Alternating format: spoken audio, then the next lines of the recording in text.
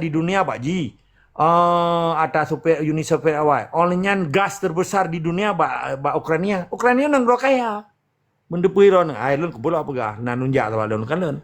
Jadi singkat cerita, ketika perangnya akan dibantu oleh Amerika, Ukraina berpaling dari Uni Soviet dari Rusia, karenanya kan terjadi percaturan geopolitik dunia yang di uronyo hana soli akui kekuatan Uni Soviet ke Fakta Warsawa ke bubar akibat perang dingin antara Amerika dengan Fakta Warsawa yang dilekejina NATO.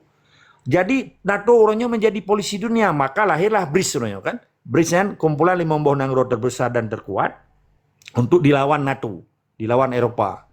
Jadi pakan 5 maksudnya Brazil, Rusia, India, China, South Africa. Uronyo kaitama Saudi Arabia, Mesir, Uni Emirat Arab, Iran, dan Indonesia. Indonesia menjadi anggota penuh dan baru sahabat tanggal 7 bulan 7. Terjadi pertemuan tingkat tinggi KTT. Konferensi tingkat tinggi BRICS. Si Prabowo naik pegawai ini.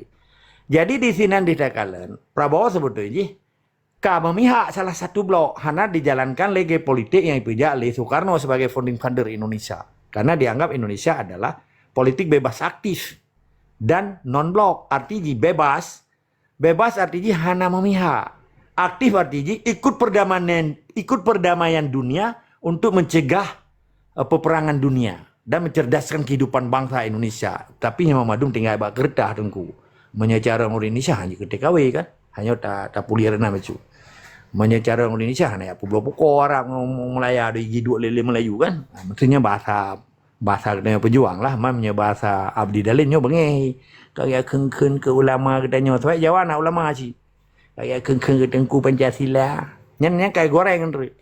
Jadi poin di putra yang terjadi. Ketika diungkapkan oleh delegasi awak Ukraina buno, mencerminkan bahwa terjadi kebiadaban kemanusiaan di sini. Maka menyangkut dengan hak asasi gimana? Karena terjadi challenge, penyerangan. Terjadi perangai attacks, tapi dalam bahasa kemanusiaan challenge. Jadi kata-kata yang digunakan oleh awaknya cukup indah diungkapkan di forum-forum terbuka dan formal laginya. Maka perlu lagi Tengku Fajri Suamanteng yang berbicara di tingkat nasionalnya, bahasa yang kita ungkapkannya bertersentuh jiwa dan semangat orang lain. Yang harus kita ungkapkan ngaju perlu. Hana perlu te asom adanya. Maka waktu lu pegawai lu hana beban.